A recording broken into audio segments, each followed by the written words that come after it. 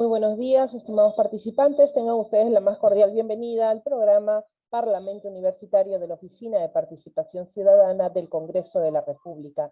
El día de hoy tenemos programada la conferencia de formación parlamentaria, la misma que será llevada a cabo a cargo del doctor Jorge Rioja Vallejos, quien es doctor en Derecho y Ciencias Políticas por la Universidad Nacional de Trujillo, doctor en Derecho por la Universidad Alas Peruanas, maestro en Derecho Constitucional por la Universidad Federico Villarreal, abogado por la Universidad Nacional Mayor de San Marcos, es fedatario juramentado con especialización en informática por el Colegio de Abogados de Lima. También cuenta con estudios concluidos de maestría en Realidad Nacional, Defensa y Desarrollo en el Centro de Altos Estudios Nacionales.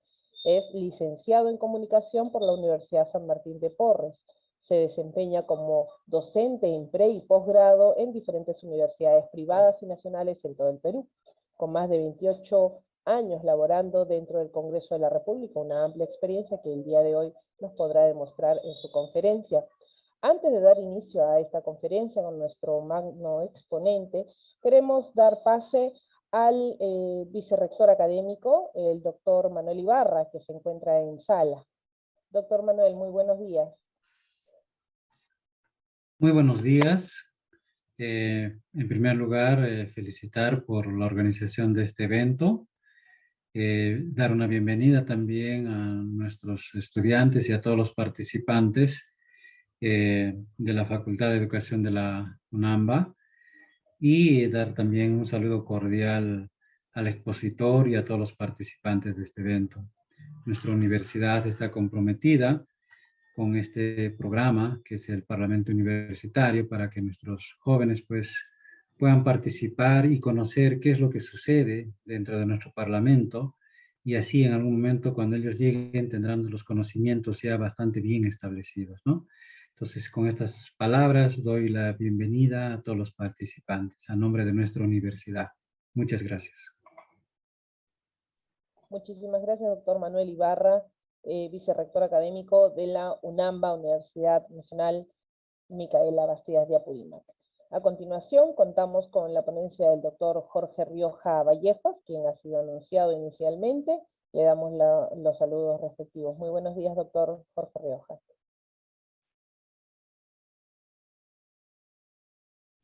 Muy buenos días, Vanessa, a todos los participantes, al señor vicerrector igualmente, pasarle mi saludo por la cordial inauguración del evento.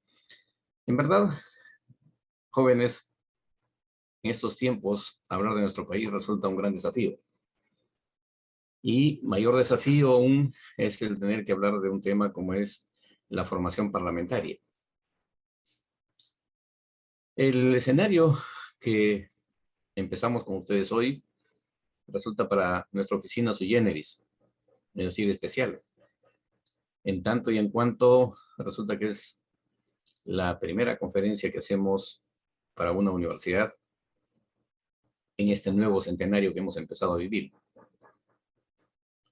No sin antes advertirles que lo que nosotros vamos a expresar hoy día tiene carácter estrictamente académico y como tal consideramos que es el mejor escenario donde se pueden decir las cosas con nombre propio, como lo llamo yo, a efectos que desde la universidad podamos corregir algunas cosas en las que muchas autoridades a veces incurren en error. Y lo curioso y penoso es que, porque lo hizo alguien antes, podemos seguirlo haciendo ahora.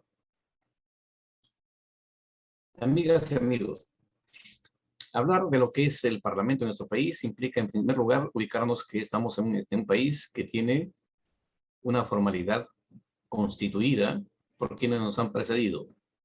Y esto implica, por ejemplo, que a la fecha tenemos 18 constituciones, de las cuales la mayoría solo reconoce 12. ¿Y qué implica ello? La constitución para un Estado es como la partida de nacimiento para cada uno de nosotros. Y esto, por supuesto, es todo un proceso. Y el proceso implica porque debemos empezar por conocer el Estado. Y como concepto, se conviene en que el Estado es la persona jurídica y políticamente organizada, o es la sociedad jurídica y políticamente organizada.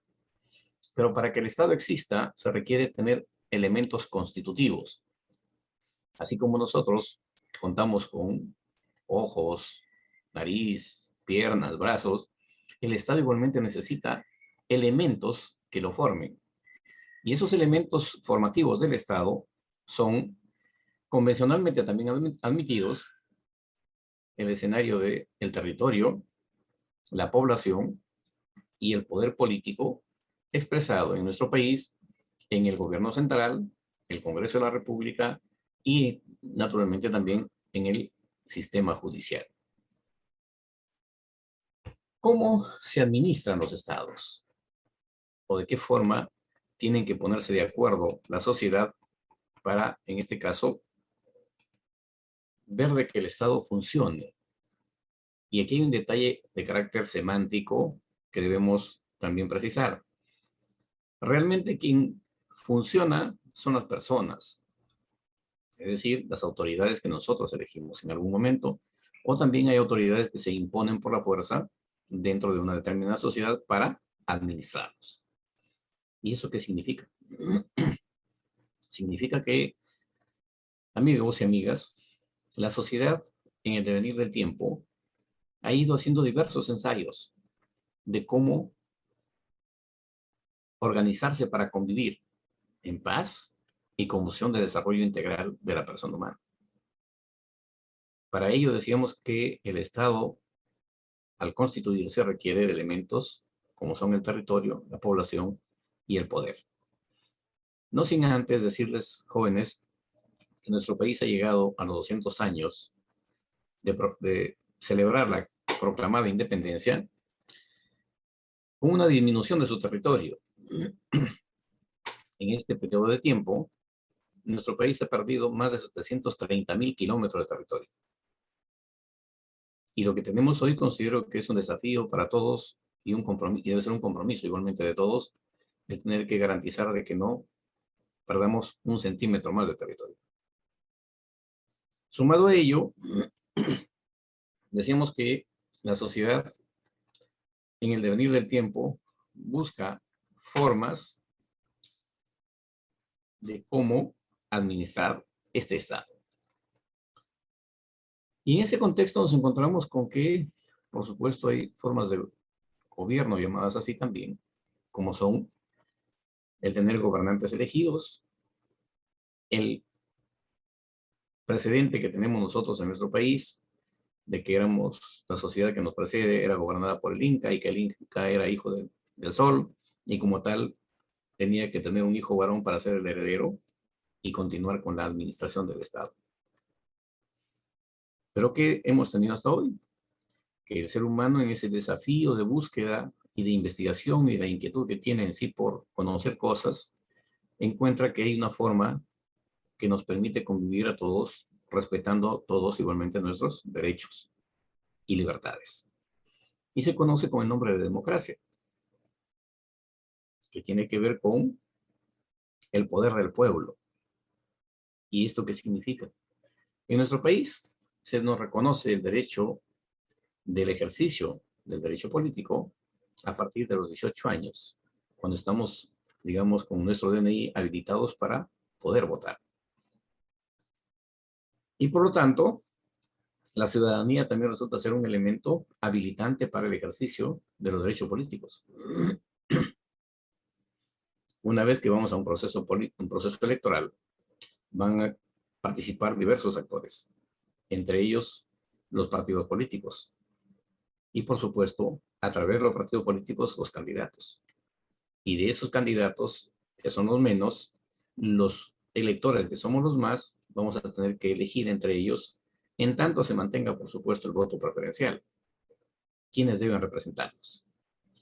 Consecuentemente, la democracia se conviene hasta hoy de que es una de las mejores formas de gobierno y la que hay que cuidarla, porque por lo menos nos permite el ejercicio de la libertad sin coacción y nos da la posibilidad de construir y generar nuestro propio desarrollo. Es decir, yo me tengo que fijar metas como persona y tengo que hacer uso de las herramientas que tenga a mi disposición, por supuesto, tomando los servicios que el gobierno está obligado en nombre del Estado a darnos la opción a la cual pues, participamos o pretendemos, y a partir de ello, habilitarnos para este nuevo desarrollo, o para lo que queremos conseguir. Por ejemplo, ustedes son estudiantes, su aspiración debe ser profesionales y terminar su carrera profesional en el lapso de tiempo del programa de estudios en el cual participan. Pero ¿cuál es el rol de la autoridad que elegimos en las universidades? Gestionar la universidad y que sus estudiantes tengan que concluir sus carreras. Y entonces, ¿cuál será el rol de la autoridad en el gobierno? Y aquí quiero precisarles, jóvenes, de que en nuestro país tenemos 5 estamentos administrativos del Estado. El gobierno central, el de mayor jerarquía, los gobiernos regionales, los gobiernos municipales provinciales, los gobiernos municipales distritales y los gobiernos de los centros poblados menores. 5. Para poder llegar, como se dice, al Perú profundo, a tener que hacerlos participantes del desarrollo nacional. Y ante esta realidad, el Estado tiene que ser protegido a través del poder político que nosotros delegamos en algunos nacionales. En este caso, los que sean elegidos, ¿no? Y hay que protegerlo de amenazas internas, como son lo que hemos tenido en tiempos pasados, la violencia interna, de la cual muchos hablan sobre el tema y muy pocos conocen sobre la realidad del tema y desde el punto de vista legal también. Igualmente de amenazas externas. Producto de esas amenazas externas es que nuestro país ha perdido los 730.000 kilómetros de territorio. Si ustedes revisan la historia, vamos a encontrar que a todos los países que nos rodean en el mapa, el Perú le cedió territorio. Y por eso decíamos, debemos empezar a comprometernos a defender la integridad y la soberanía territorial, como se conoce. Siendo yo así, el gobierno de turno, para dar atención a la comunidad, necesita cumplir ciertos objetivos o ciertas funciones. ¿Y qué funciones debe cumplir, por ejemplo? En estos días de nuevo gobierno, el desafío del nuevo gobierno tiene que ser, en principio, generar empleo. Además de generar confianza política respecto de la administración pública en relación a no solamente los peruanos, sino a los que invierten en el Perú, que es, naturalmente, nadie invierte para perder dinero, van a ganar dinero, pero a la vez generan empleo dentro del Perú, que el gobierno no lo puede hacer, porque requiere de ingentes cantidades de capitales que la administración pública, la economía nacional, no podría resolverlos. A ello se agrega también que se debe, producto de la pandemia, que nos ha desvestido y nos ha presentado la realidad que tenemos, en el sentido de que la infraestructura hospitalaria es muy mala y por eso tenemos los muertos que tenemos por la pandemia con la que convivimos. Igualmente debe tener como políticas de Estado el gobierno de turno que fuera, el tener que, por ejemplo, mejorar el sistema educativo. Y hay un tema interesante que los convoco a reflexionar. ¿Creen ustedes que puede mejorar la educación aumentando sueldos? ¿Creen ustedes que puede mejorar la educación con los mismos profesores que tenemos hoy, en los que me incluyo, yo también hago docencia? Si seguimos repitiendo los mismos programas de educación de hace 50 o 100 años, cuando el desarrollo tecnológico y el desarrollo del conocimiento científico está, respecto al Perú, en mi modesta opinión, por lo menos 40 años o 50 adelante, la pandemia nos ha hecho, de alguna manera, digamos, dar un salto cualitativo respecto de tener que hoy, por ejemplo, trabajar vía este medio telemático, en la que estamos en tiempo real, en vivo, y como dicen, y en directo, tratando de darles algunas ideas respecto a lo que es la conferencia para la que se me ha invitado. Si no hubiera sido la pandemia, probablemente estaríamos con ustedes en el auditorio, al que estábamos de alguna forma acostumbrados siempre. Pero estos saltos tecnológicos tienen que no solamente mirar el Perú de hoy, sino el Perú de mañana. Y para que eso suceda, ustedes tienen que ubicarse en el contexto que se encuentran y hacia dónde piensan llegar. ¿Qué es lo que esperan con el constructo de conocimiento que tengan de la universidad? Primero para su región y segundo para el Perú. Consecuentemente, por ejemplo, fíjense, convivimos con un escenario de una pandemia de corrupción. Y esa pandemia de corrupción se ha hecho casi cultural. Escuchaba en días pasados a algunos políticos de estos tiempos que decían que no porque le den de repente un 20%, 10% de comisión al funcionario público en el Perú, eso no es corrupción el que se lleva la mayor cantidad. Y otros decían que no importa que robe con tal que haga obra. Jóvenes, ese tipo de afirmaciones, el solo inclusive no decir nada en contrario, implica, digamos, hasta complicidad. Ustedes terminan siendo el soporte moral del Perú y debemos recuperar ese escenario axiológico para tener que construir una nueva sociedad. Nuestro país, que muchos lo proclaman milenario inclusive, tiene ingentes cantidades de recursos naturales. Solo para darles una idea. 200 años de vida republicana. Estoy seguro que ningún año han dejado de robar. Y seguimos con recursos, ¿no? Y potencial para nuevas generaciones inclusive. Pero creo que eso debe eliminarse. Y el contexto no es que se acusen mutuamente de que quién roba más, sino que empiecen a hacer un escenario de moralidad. Y, por ejemplo, ¿no? Yo sostengo de que al funcionario público se le acredite el escenario de corrupción, debe inhabilitárselo de por vida para que vuelva a la administración pública. Segundo, su delito no prescribe, es decir, tiene que pagar con cárcel. Tercero, su patrimonio revierte al Estado, todo, y el de sus representantes o estaferros, como se llama, igualmente tienen que ser decomisados para beneficio de la sociedad y no de una familia o de un grupo de gente que se organiza para delinquir. Consecuentemente, jóvenes, mirar al Perú de hoy tenemos que dar una mirada completamente distinta, conociendo la sociedad que tenemos para construir el futuro que necesitamos. La democracia se sustenta en la participación política de nosotros, de los ciudadanos en nuestro país. Y los ciudadanos tienen que organizarse a través de partidos políticos, porque eso está establecido en la ley. Y en nuestro país y en todos los países del mundo, no rige otro tipo de norma que organice a la sociedad que no sea la Constitución y la ley. Como tal, tenemos partidos políticos porque la Constitución vigente, en su artículo 31, lo reconoce.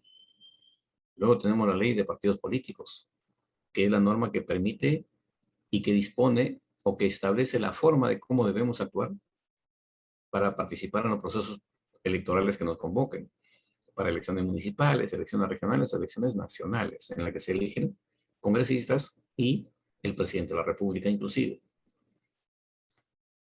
También la ley establece de que tiene que haber un ganador y un perdedor. Pero culturalmente en nuestro país se nos ha establecido, hasta diría, medio un carácter mitológico. Todo aquel que pierde las elecciones dice, no se da por derrotado ni que ha perdido, sino simplemente se proclama opositor. Nosotros somos oposición. Y en más de una oportunidad a los llamados opositores les he preguntado yo como lo siguiente, ¿no? ¿Y qué hubiera hecho usted si ganaba? ¿También se oponía? Primero. Segundo, ¿a qué se opone? Tercero, ¿por qué se opone? Porque aquí hay otro tema de realidad concreta, jóvenes. Les dije que mi conferencia es estrictamente académica y ahí me someto. Gran parte de los que son elegidos no conocen la jurisdicción a la que representan y mucho menos para poderla administrar. Es decir, una vez elegidos, ingresan a conocer qué problemas tienen, con qué recursos cuentan y qué podrían hacer por ese distrito, provincia o país. Y estando así, ¿por qué? Porque hay un tema complejo. La ley de partidos políticos establece que los partidos políticos deben capacitar a sus militantes para la gestión pública. En nuestro país, ningún partido lo hace. Sin embargo, sí tienen candidatos para todos los puestos a los que se pongan en oferta electoral. Consecuentemente, jóvenes, la democracia como forma de gobierno, primero que nada, no es un partido político, no es un dogma, y se conviene en que es una forma de vida, la misma que está integrada por valores y principios. Dentro de los valores se reconocen a la igualdad, la libertad y la tolerancia. La igualdad en cuanto al escenario, por ejemplo, electoral, es que todos somos iguales en el sentido de que el voto de un profesor de la universidad, de un congresista, de un presidente del directorio, el presidente del directorio del Banco Central de la Reserva, por ejemplo, el presidente de la República, el de todos los profesionales y de todos los, inclusive, analfabetos que hoy tienen derecho a voto, su voto es uno. Y todos los que he referido solo tienen derecho a un voto. Es decir, en el tema cuantitativo, toditos somos iguales en el ámbito de un proceso electoral a través del cual vamos a delegar nuestro poder político en el representante al que elegimos. Como valor, la libertad en este ámbito implica de que yo puedo elegir el candidato que sea más afín a mí o por quien yo considere que debo votar. A mí nadie me puede obligar a que yo vote por A, B o C candidato. Y la tolerancia, como valor, ¿qué nos implica? De que, por ejemplo, del partido A, B, C y D, que es lo que tenemos en nuestro Congreso, 10 bancadas, tienen que ponerse de acuerdo superando sus ideologías, superando sus intereses personales respecto a tomar decisiones para el Perú. Es decir, tolerarse mutuamente. No es porque tú eres del partido A y yo no puedo ni mirarte y mucho menos tener que saludarte siquiera y mucho menos ponerme de acuerdo. Eso no funciona así. En la realidad funciona el tener que ponerse de acuerdo con este valor de la tolerancia. El resultado de las elecciones, ustedes han visto, muchos candidatos, pocos elegidos. ¿Y eso qué implica? Aplicar el principio de la mayoría, porque el que gana es el que tiene la mayoría de cantidad de votos, y el que pierde es minoría, no es oposición.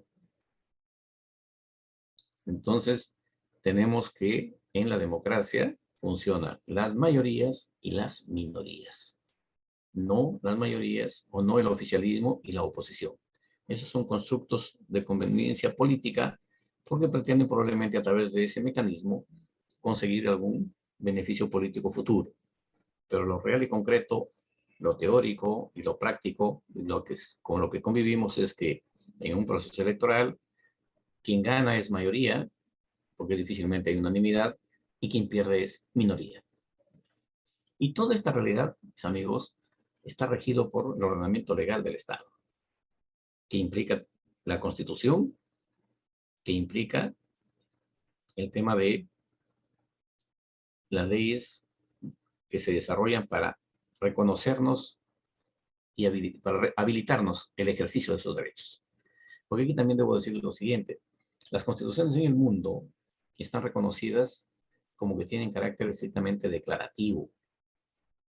Es decir, el constituyente, cuando hace la constitución, su deseo y su aspiración es a que todos los que nacen después, y por supuesto a los que estamos en el escenario de la construcción de la Constitución, nos reconozcan todos los derechos que nos asisten como especie, como personas humanas. Y para que eso suceda, tiene que hacerse un desarrollo de leyes de menor jerarquía, en la que, por ejemplo, se nos reconocen derechos, como derecho político que les decía, el artículo 31 de la Constitución dice que tenemos derecho a elegir y ser elegidos. ¿Y cómo conseguimos eso? La ley de partidos políticos te dice cómo ser candidato para ser elegido o para elegir. Entonces, tenemos que todos estos requisitos, y la democracia tiene una virtud. Para nuestro caso, por ejemplo, estamos hablando de una democracia representativa y como virtud se le reconoce el contexto de carácter inclusivo, no excluyente. ¿Y esto qué implica? Implica de que en nuestro país basta ser ciudadano, para el caso del Congreso, tener 25 años como mínimo, y por supuesto, un tema adicional, ser candidato. No te piden que tengas doctorado, no te piden que tengas un PhD o sea científico. Simplemente ser ciudadano, inclusive iletrado. Pero creo que esto tiene que también actualizarse respecto a las normas que tenemos hoy, en el sentido de que en nuestro país se considera iletrado a quien no sabe leer y escribir. Pero en este momento, jóvenes, nos encontramos con los nuevos analfabetos en el Perú. Y nuevo analfabeto en el Perú implica que técnicamente le llaman la famosa brecha digital, implica que incluye a todos los doctorados inclusive que no saben manejar este tipo de herramientas tecnológicas vía Internet. Y eso en nuestro país tenemos un gran problema. Más o menos 2/3 de la población no está insertada en estas tecnologías. Entonces ahí viene el gran desafío. Estos tiempos es de tecnología y la competitividad profesional y de toda naturaleza tiene que hacerse usando estos medios telemáticos. Y si tenemos de 32 millones de habitantes, 20 millones que no participan, la pregunta es, ¿con qué potencial humano podemos ser protagonistas del desarrollo nacional en un escenario del mundo de hoy? No de mañana, el mundo de hoy. Entonces, en los procesos políticos electorales, ya conocen ustedes que se participa en igualdad y todos, como se dice, van de repente con diferentes propuestas y mayormente son propuestas producto de su imaginación en la mayoría y no de una lectura de la realidad como para dar respuestas de gestión pública de ser elegidos. Tenemos que el artículo 90 de la Constitución reconoce el Congreso unicameral integrado por 130 congresistas y como tal también su cargo es irrenunciable. No pueden ser tampoco vacados, a menos que sea por delito flagrante o hayan cometido algunos delitos antes de ser elegidos y la justicia requiera que tengan que ser puestos a disposición de los juzgados o de las salas para tener que decidir sobre su responsabilidad por la que habrían o por la que están siendo objeto de proceso. Y para ello el Congreso en los últimos días ha llegado inclusive a modificar la llamada inmunidad parlamentaria. La inmunidad parlamentaria lo han satanizado en nuestro país, producto de, creo, falta de responsabilidad de los actores, en el sentido de no darle trámite en la oportunidad que lo requiere el Poder Judicial. Y el no darle trámite, ¿qué implicaba? Simplemente ha sido visto como que era un proceso, si se quieren, de protección a quien estaría en problemas o con problemas judiciales. Pero eso es un tema que de alguna forma ha sido medianamente superado y ha sido modificado en ese contexto la Constitución y el reglamento del Congreso para habilitar el proceso, de ese caso, referido a la inmunidad parlamentaria contra los señores congresistas. Nosotros en días pasados, exactamente en abril, hemos elegido a los nuevos representantes de nuestro Congreso. Y estos nuevos representantes de nuestro Congreso, en ejercicio de su derecho político, los dirigentes de los partidos políticos han convocado a sus candidatos y los han inscrito en cada jurisdicción o distrito electoral. Y han inscrito tantos escaños como ofrece en este caso el Jurado Nacional de Elecciones, que dicho sea de paso, para definir ese tema, debo comentarles lo siguiente. Si tenemos 130 congresistas, según el artículo 90 de la Constitución, ¿cómo sé cuántos congresistas le toca a cada departamento o región? El escenario es concreto y desde ya también se hace de acuerdo a ley. Nos estamos refiriendo a que, convocadas las elecciones, que lo hace el presidente de la República en funciones y mediante decreto supremo, la RENIEC, se denomina en todo caso un proceso técnico, cierra el padrón electoral y hace entrega de esa información al Jurado Nacional de Elecciones. El Jurado Nacional de Elecciones revisa esa información y va a ver cuántos electores hay por cada departamento, a los cuales los convierte en distrito electoral. Consecuentemente, a partir de ahí, tenemos el escenario siguiente. Distribuye de manera proporcional en relación a la cantidad de electores, cuántos escaños le asigna a cada departamento o a cada región hoy. Y es en base a ello que saca una resolución administrativa del jurado con un cuadro indicando inclusive cuántos varones y cuántas mujeres deben participar en ese proceso. Porque recordarán ustedes de que si hay partidos políticos que no cumplen con la proporción en cuanto a género, simplemente no son admitidas las listas. Es ahí donde creo que las mujeres juegan un rol muy trascendente e importante. Me refiero puntualmente a que cuando sean convocadas para ser parte de alguna lista y para que sean protagonistas en realidad y no solamente los tomen como para completar listas, deben exigir por lo menos el primero o segundo lugar en la lista. Y van a tener que aceptarlos por una sola razón, porque si no los aceptan, como hay pocas mujeres que quieren participar en política, no van a poder escribir su lista. Entonces tienen un adicional más, como se dice antes, que los varones, que más bien tenemos que de repente algunos hasta pedir que nos incluyan en la lista para poder ser candidatos. En el caso de las mujeres son buscadas para dicho procedimiento.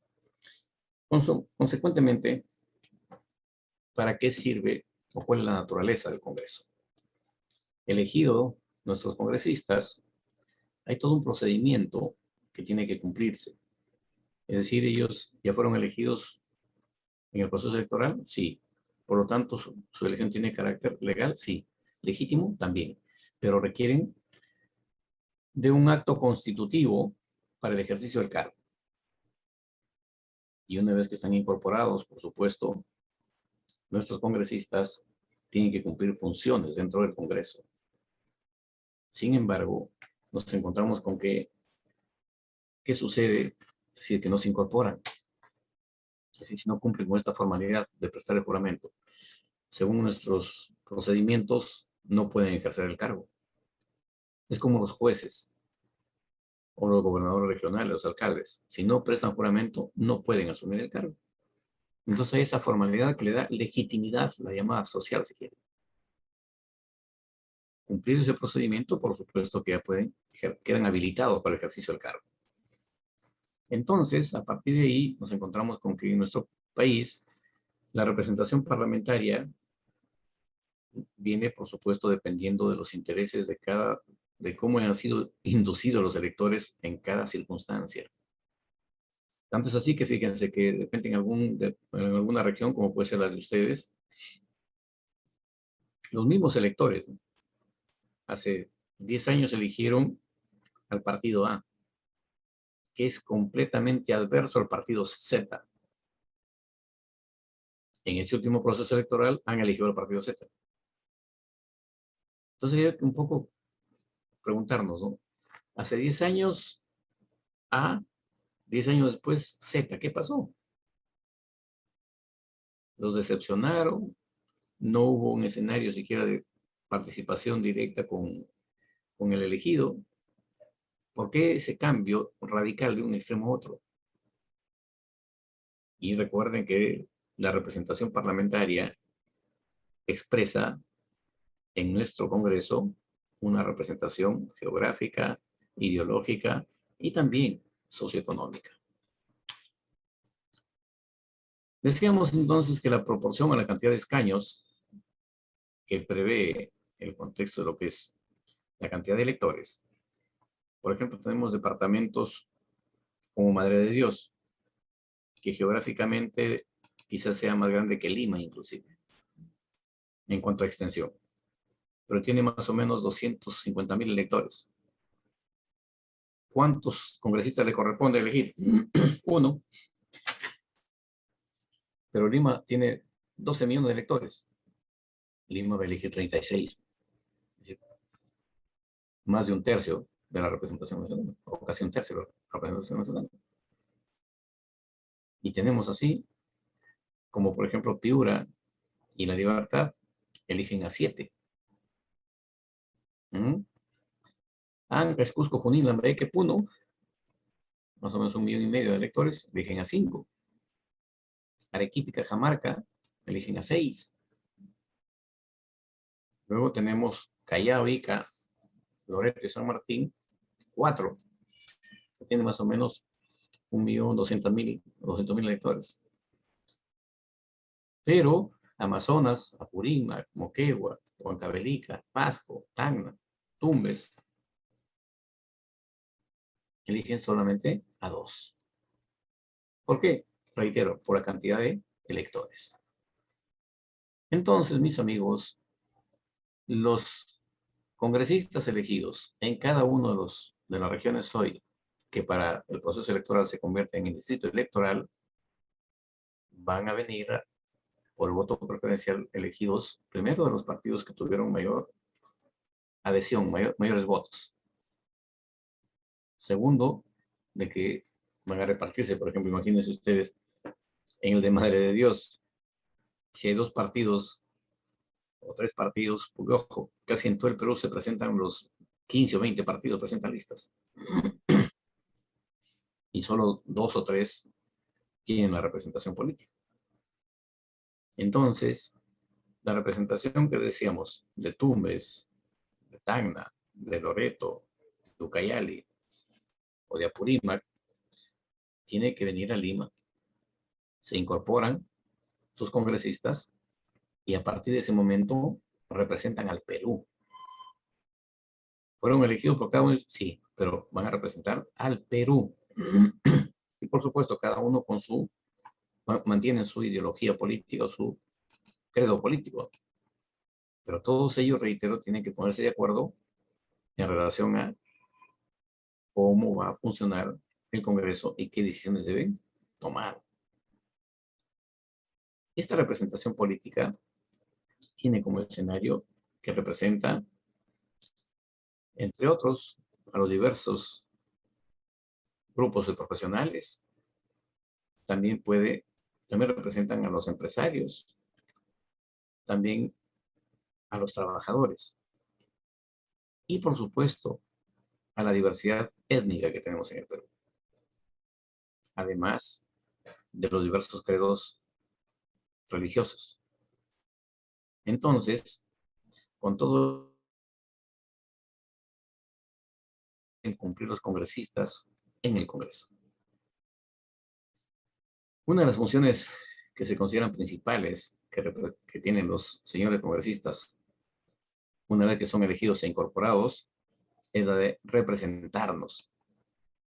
Y los que hemos elegido para este proceso electoral nos van a representar desde que tomaron juramento por 5 años. Las 24 horas del día de todos los días del año. Es ahí donde se requiere importancia saber a quién elegimos para luego no tener que lamentar. Y otras funciones que cumplen los congresistas dentro del Congreso es la de hacer leyes, o sea, legislar, fiscalizar y también, bueno, tienen actos electivos, tanto internos como externos. En los internos eligen su mesa directiva, por ejemplo. Eligen las directivas de las comisiones. Se eligen entre ellos, por ejemplo, los integrantes de la comisión permanente. Eligen a la mesa directiva. dentro de los grupos parlamentarios eligen a sus voceros. También dentro de los propios grupos parlamentarios eligen a quienes de los integrantes del grupo se les concede la presidencia de una comisión, quienes van como secretarios, otros quienes van como vicepresidentes. Es decir, es toda una actividad diversa que se cumple o que cumplen los señores congresistas en el cumplimiento de sus funciones.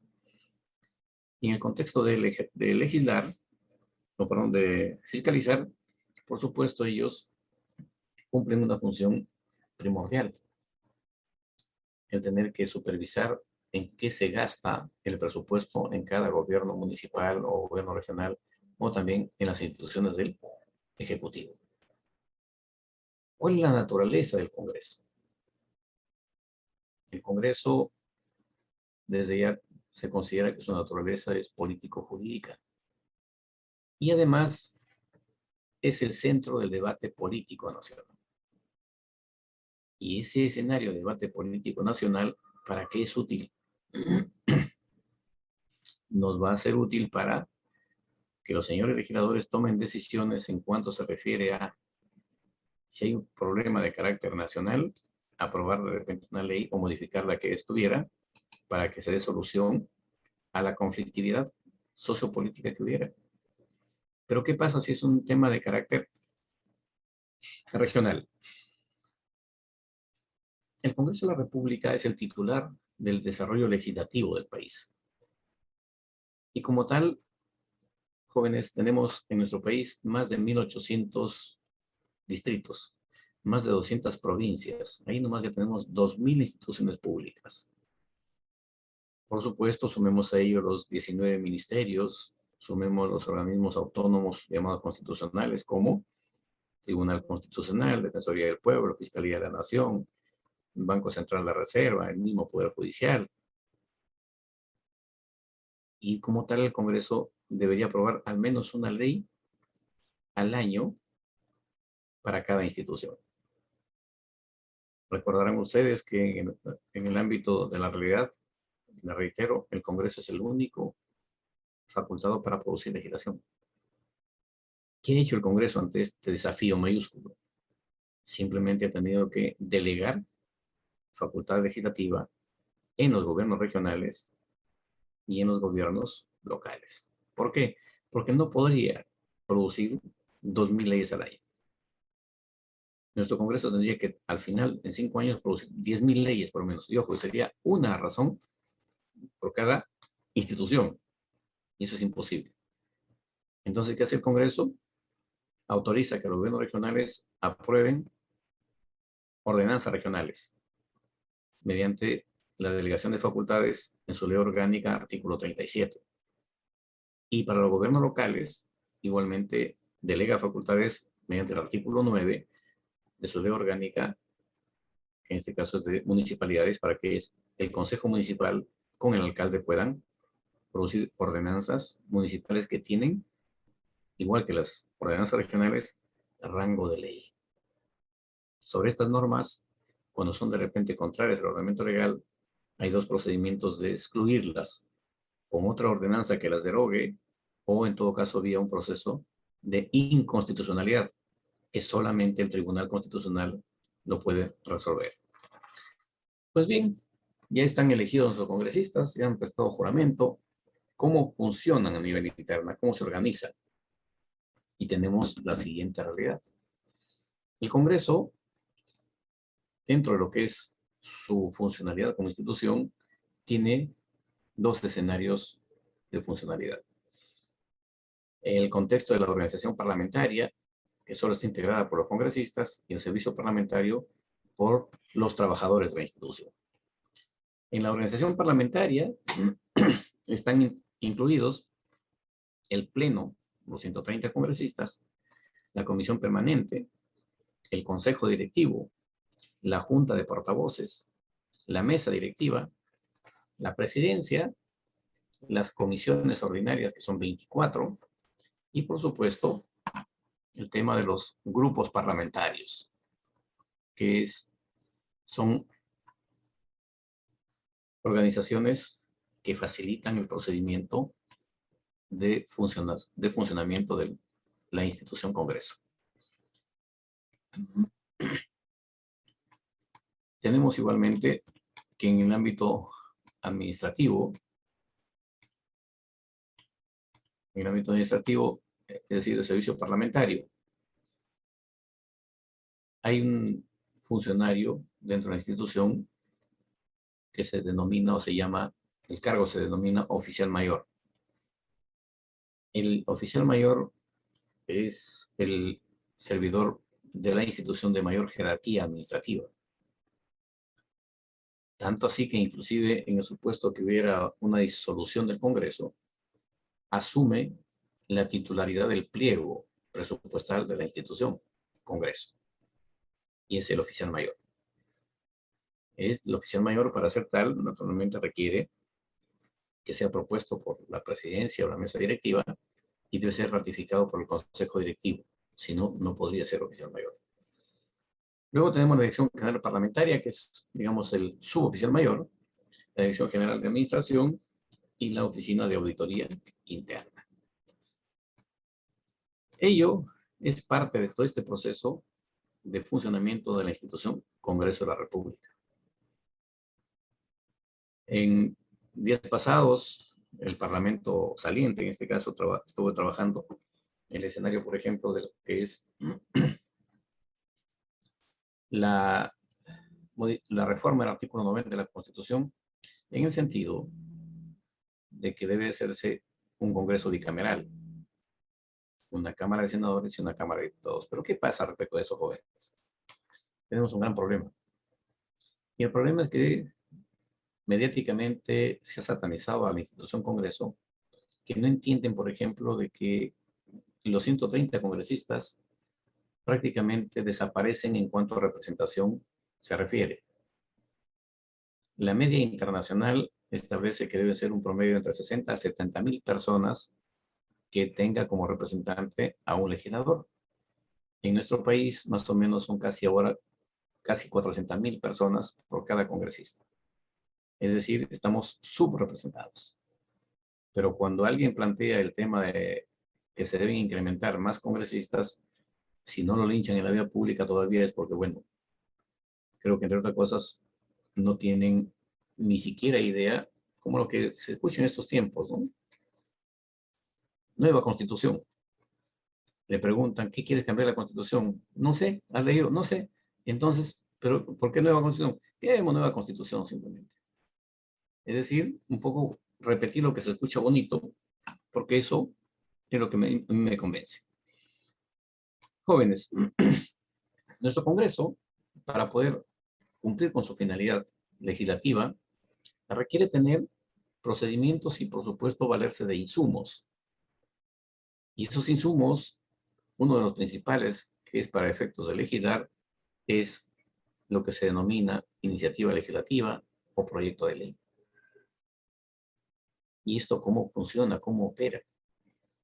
Fíjense, hasta el año 2005, 2006 más o menos, 2005, 2006, todos los señores congresistas tenían iniciativa legislativa, es decir, hacían su proyecto de ley y con su sola firma lo presentaban en mesa de partes y caminaban. Pero ¿qué resulta? En ese entonces se dio una especie de concurso penoso dentro de los legisladores, dentro del ejercicio de su función. Porque se vendió la idea de que era mejor congresista aquel que presentaba más proyectos de ley. Y por supuesto había un concurso, ¿no?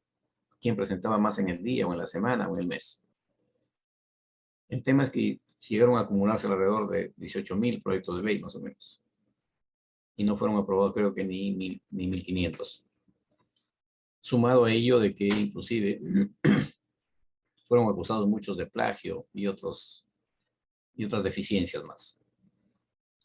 El tema es que las iniciativas legislativas en nuestro Congreso tienen que hacerse de manera responsable.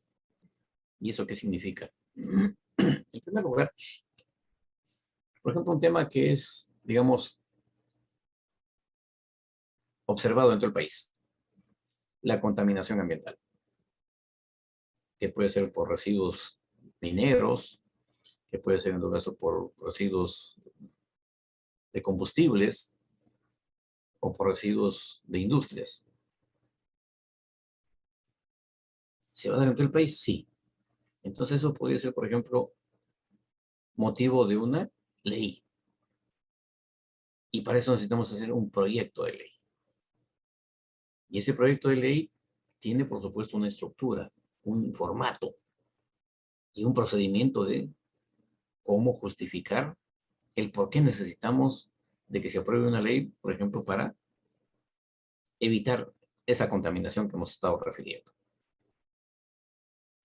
Consecuentemente, ¿qué es lo que tenemos que hacer? Empezamos por internalizar el problema, identificar que se repite en todo el país y que, por supuesto, en unos departamentos o regiones con mayor incidencia que en otros. ¿Y eso qué implica, jóvenes? Conocer la realidad del país para no hacer proyectos de ley, que hoy es ley, por ejemplo, uno que lo refiero como un tema emblemático. Por el año 2001, de repente muchos de ustedes aún no habían nacido, o ya estaban nacidos, pero no tenían idea de lo que pasaba. Se aprobó un proyecto de ley que declara patrimonio cultural de la nación al perro sin pelo, conocido en nuestro país también como perro chino. Declara. Y no les voy a, si ustedes contrastan qué es lo que ha pasado en los últimos tiempos, producto, en mi opinión, reitero, de ese desconocimiento de la problemática del país, en estos últimos tiempos se han aprobado leyes que declaran inclusive de interés nacional la creación de distritos y provincias en el Perú. Situación que considero no corresponde. Porque la creación de un distrito, de una provincia en el Perú, está legislado. Hay requisitos, hay procedimientos y formas que cumplir. Y usualmente lo hace el Ejecutivo. ¿Por qué? Porque requiere de gasto público, requiere de presupuesto. Y nuestros congresistas no tienen facultades para incrementar el gasto público. Les está prohibido eso. Entonces, en el proyecto de ley, ¿qué implica? Su construcción. Decíamos, identificar el problema y ver que efectivamente se repite en diversas regiones del país. A partir de ahí, tiene un procedimiento y viene un formato. Que si ustedes revisan la página web del Congreso donde dice proyecto de ley, van a ver ustedes que lo único que cambia son autores y la materia o motivo de la iniciativa. Y toda la estructura además es la misma. Como por ejemplo, la identificación de qué grupo parlamentario es el autor. Porque ahora para presentar los proyectos de ley, después del frustrado concurso que les he comentado, se modificó el reglamento del Congreso indicando que precisamente para evitar esa masificación de iniciativas, los proyectos de ley se presentarán por grupo parlamentario. Y además han establecido que el grupo parlamentario debe estar integrado mínimo por 5 legisladores. Entonces, imaginemos que soy uno de los 5. Entonces, pondría yo un proyecto de ley que presenta el congresista X, integrante del grupo parlamentario B. ¿Y por qué tiene que poner eso? Porque ese proyecto de ley, si no tiene el visto bueno del vocero del grupo parlamentario, no lo admiten a trámite. Y esa estructura administrativa o funcional que tiene, como decía, la estructura que tiene ya el formato, es que después de la identificación o identidad del autor, viene la exposición de motivos. Y en esa exposición de motivos se tiene que establecer las razones, el por qué consideramos que es pertinente que se apruebe esa ley. Y en esa exposición de motivos, que no es otra cosa que la justificación del por qué la iniciativa legislativa, tiene un escenario y un correlato que pueden ustedes incluir hasta un escenario antropológico, filosófico, étnico, social, económico. Y luego de ello, también dentro del formato dice que se debe consignar los efectos de la vigencia de la norma en la legislación nacional. Si es una ley que, por ejemplo, modifica la ley del ambiente, El efecto de la vigencia sería que modifica la ley del ambiente. Pero ¿qué pasaría si es una ley nueva? El efecto será dependiendo a qué sector se aplica. Es decir, es un nuevo efecto jurídico, se llama en concreto. Luego nos pide el formato de que se tenga que precisar la incidencia ambiental de la norma, cuando corresponda. Por ejemplo, fíjense, en estos últimos tiempos, entiendo que no han dado cumplimiento esto, no la ley, sino el Ejecutivo con las concesiones que hace respecto de la aplicación del artículo 62 de la Constitución mediante los contratos de ley. Y está adjudicando a empresas transnacionales parte del territorio nacional para efectos de exploración y explotación de recursos naturales. Igualmente, debe tener un escenario, después de esta justificación, de una formalidad, es decir, el cuerpo de la futura norma. Y ahí, por supuesto, va un tema de un subtítulo que dice objeto de la ley. Y en ese objeto de la ley, ¿qué tenemos? Usualmente se pone como objeto de la ley, la presente ley tiene por objeto modificar una norma y se tiene que precisar el artículo o el numeral o literal o el párrafo al que se quiera reemplazar. Y si es una ley de reforma constitucional, tendrá que ponerse, ¿no? El objeto de la ley, la presente ley tiene como objeto reformar el texto del artículo, por decirles 90 de la Constitución, cuyo texto será el siguiente. El Congreso será bicameral o tricameral, como hemos tenido en algún momento, 3 cámaras en nuestro Congreso. Y luego de eso, como artículo 2, viene el desarrollo, por ejemplo, cuántos legisladores estarán en una cámara, cuántos en la otra, y así sucesivamente. Igualmente quizá un tercer artículo que diga, de repente está modificando el periodo legislativo. Y nuestro país hoy, nuestro periodo legislativo en el que trabajan los señores congresistas es del 26 de julio, desde su elección, hasta el 25 de julio, en los 5 años que terminan. Se llama el periodo legislativo. Pero este periodo legislativo tiene 5 años legislativos. El primero empieza el 26 de julio y termina el 25 de julio del año siguiente. En este momento, por ejemplo, estamos en la primera legislatura, porque cada año legislativo tiene 2 legislaturas. Estamos en la primera legislatura del año legislativo 2021-2022. Digamos, técnicamente, ¿cuándo terminaría este año legislativo? El 15 de junio. ¿Por qué? Porque la primera legislatura empieza el 26 de julio y termina el 15 de diciembre. La segunda empieza el 2 de marzo y termina el 15 de junio. Pero legalmente termina el 25 de julio del año siguiente, digamos, previo a las fiestas patrias, en la que el 28 de julio el señor presidente de la República va al Congreso a dar su mensaje al Congreso y a través de los congresistas que son nuestros representantes ante este foro, al país. No es un mensaje a la nación, es un discurso ante el Congreso o un mensaje de su gestión, dando cuenta al Congreso. Cuando el presidente de la República da mensaje a la nación, lo hace desde el Palacio de Gobierno, convocando a conferencias de prensa, lo hace en cadena con todos los medios de comunicación y, por supuesto, va a tener que exponer lo que considera que debe hacer saber a los peruanos en cada discurso que otorgue. Hay muchos errores que a veces dicen, el presidente de la República se encuentra en el Congreso dando su mensaje a la nación. Eso no corresponde. El presidente de la República, cuando va al Congreso, ante nuestros representantes, su mensaje es al Congreso o a los congresistas, no a la nación. Bien, espero no haberlos aburrido. Desde ya creo que con esto terminamos. Si tienen alguna consulta, con mucho gusto, quedamos a su disposición. Gracias a todos por su asistencia y quedo a disposición de sus inquietudes si los tuvieran.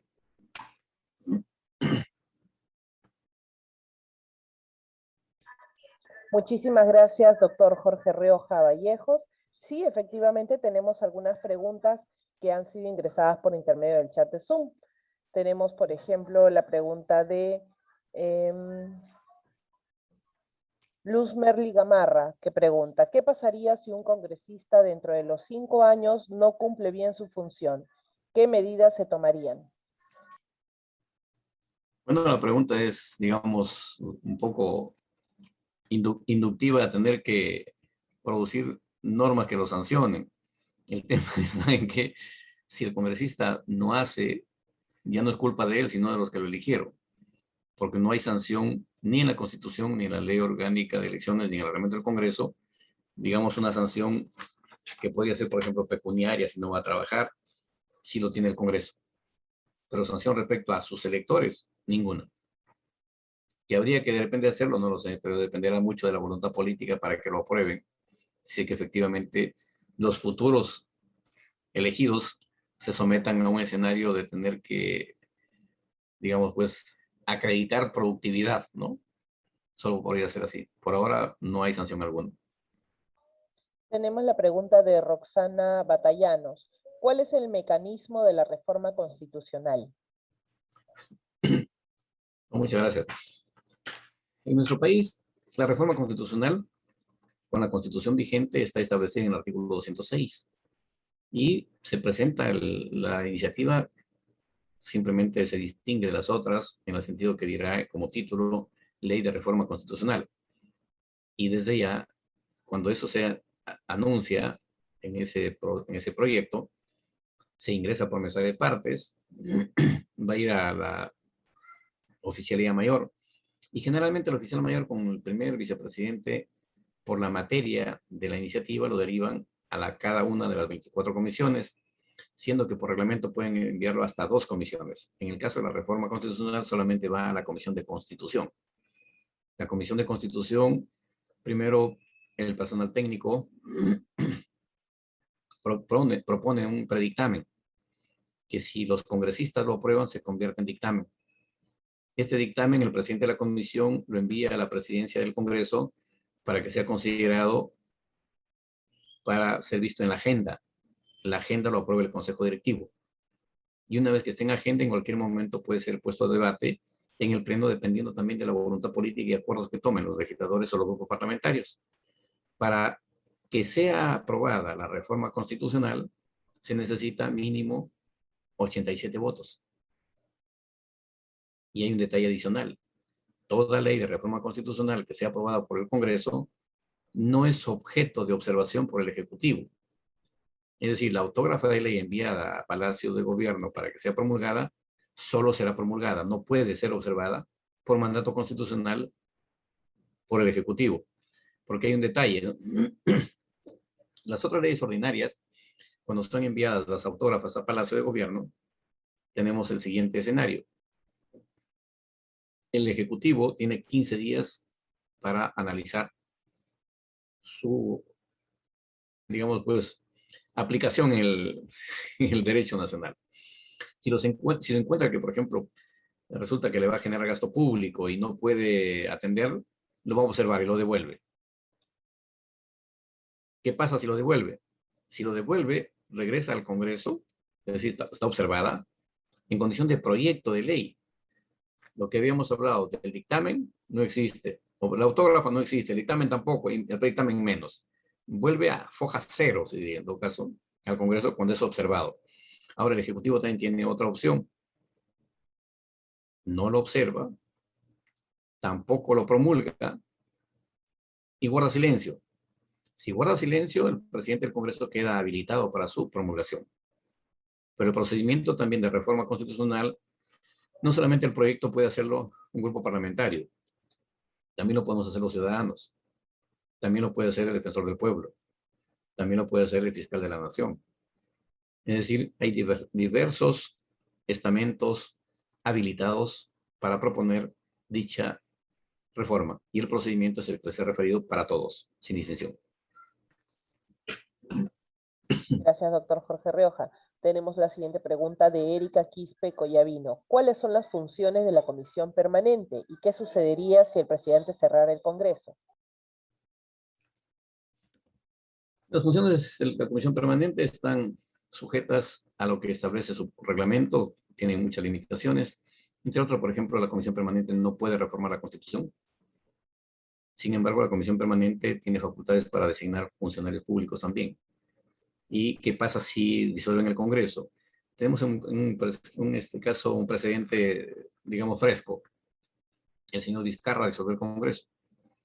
Por mandato de la Constitución, al disolver el Congreso del presidente de la República, que puede invocar la única causa en realidad, la negación de confianza a dos gabinetes sucesivos, subsiste la Comisión Permanente y cumple funciones de carácter legislativo, de recibir en todo caso pues, los decretos de urgencia que promulga el Ejecutivo y va, digamos, formalizando o legitimando dicha normatividad que se da, que es más, tiene plazo determinado. ¿Por qué? Porque el presidente de la República, al disolver el Congreso, en el mismo decreto de disolución tiene que convocar elecciones para un nuevo Parlamento. Y como tal, en ese plazo, la Comisión Permanente, decíamos, subsiste y concluye su mandato el día que se incorporan los nuevos congresistas. Es decir, elegimos otra vez a 130, porque usualmente la Comisión Permanente es entre 28 y 32 o 33 legisladores. En tanto que también está digamos, reglado por la Constitución, que dice que la Comisión Permanente debe estar integrada por un número inferior al 25% de la representación nacional. Tenemos la siguiente pregunta de Efraín Herrera. ¿Hay pocos congresistas en relación con la demografía peruana? ¿Hay algún reglamento que estipule la cantidad de parlamentarios por región? Reitero ahí mi apreciación que les había hecho.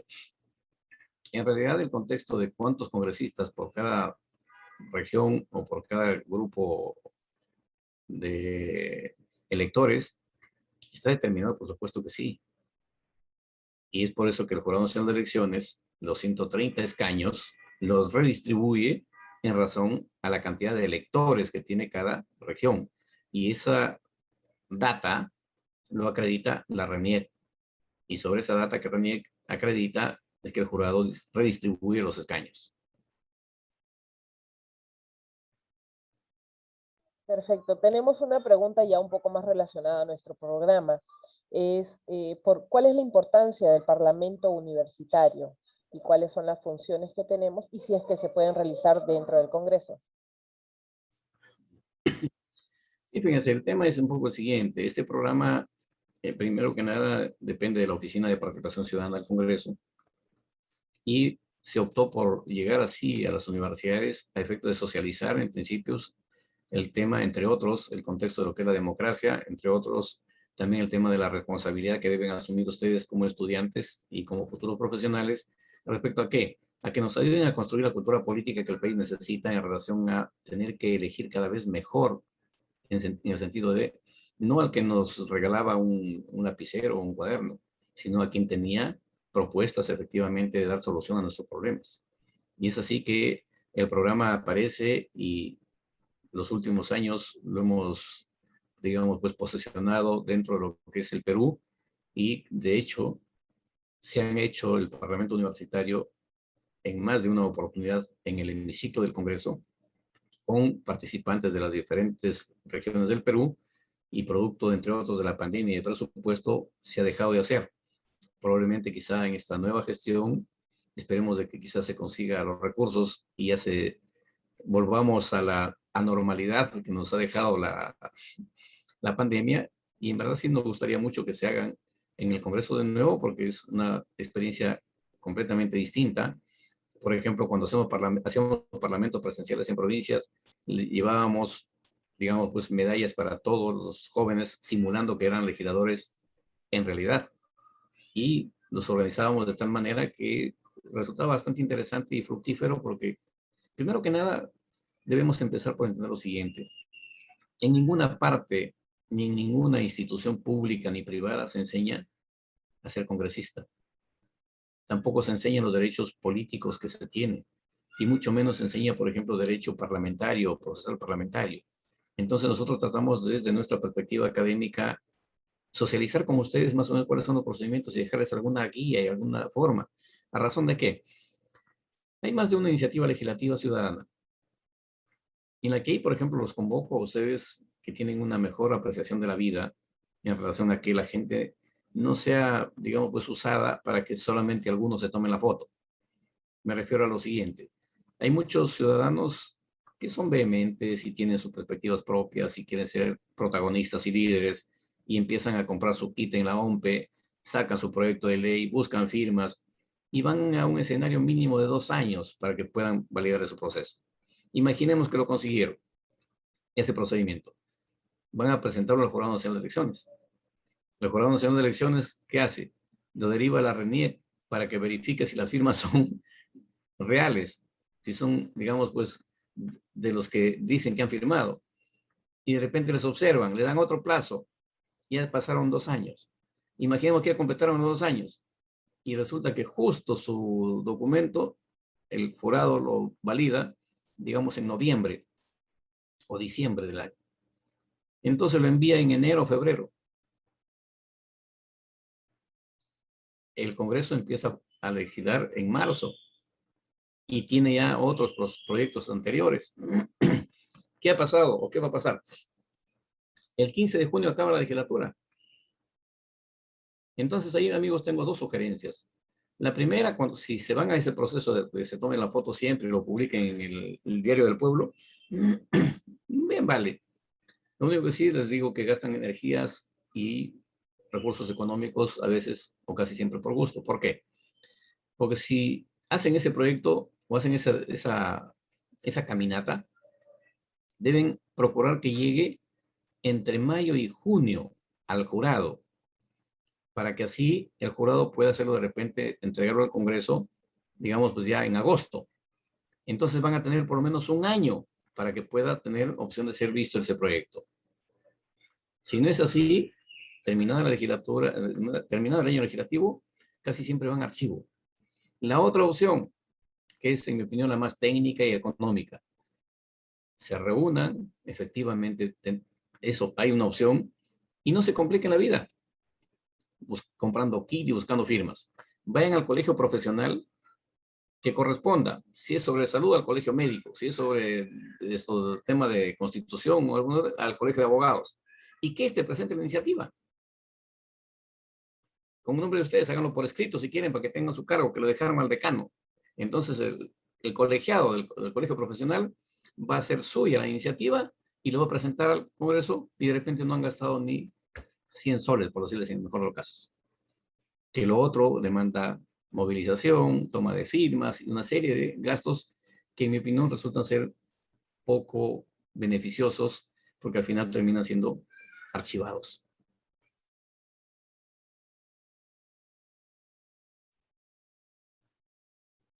Perfecto, doctor Jorge Rioja. Muchísimas gracias por haber absuelto las preguntas que surgieron producto de la conferencia por parte de los alumnos. Invitamos a los jóvenes, por favor, a encender sus cámaras unos minutos para podernos tomar una fotografía del recuerdo y también aprovechar la oportunidad para recordarles que deben marcar su asistencia en el link que fue compartido por el chat de Zoom. Ello es requisito necesario para obtener su constancia de participación a nombre del Congreso de la República. Y agradecer también a la doctora Hilda Guaigua, que se encuentra en la sala presente. Gracias a la coordinación con la doctora Hilda Guaigua es que se ha llevado a cabo esta conferencia y veremos pues la posibilidad de realizar un parlamento universitario, una simulación completa con ustedes más adelante.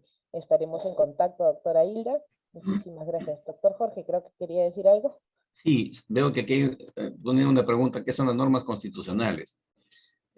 A la persona que ha hecho la pregunta decirle lo siguiente: todas las normas legales en nuestro país tienen y son necesariamente constitucionales. No puede haber ninguna norma que sea inconstitucional. A las normas que resultan inconstitucionales o además ilegales, simplemente o no son de aplicación o tienen que ser excluidas del derecho positivo nacional, se llama en este caso. Es decir, no hay norma que no sea constitucional. No es que sea producto de la Constitución, sino que es producto, como les había referido. Por ejemplo, fíjense, no sería una norma constitucional, por ejemplo, una ordenanza municipal. Claro que sí lo es. ¿Por qué? Porque el Congreso aprobó la Ley Orgánica de Municipalidades y en el artículo 9 le delegó esa facultad. Por lo tanto, es constitucional por delegación en todo caso. Pero igual, todas las normas son necesariamente constitucionales. Excelente, muchas gracias, doctor Jorge Riojas, siempre aprendiendo de usted. Señores jóvenes, por favor, encendamos las cámaras unos segundos para tomar nuestra fotografía del recuerdo, y eso ha sido todo por hoy. Veo que hay algunas 2 o 3 personas que me están indicando que no pueden acceder al link para el registro de su asistencia. Por favor, me escriben por el WhatsApp. Yo les envié el link de Zoom, por ahí me escriben y yo los voy a registrar. Muchísimas gracias, que tengan muy buen día. Gracias a Doctor todos. Jorge. Gracias, Mejor día, gracias, hasta doctora luego. Hilda.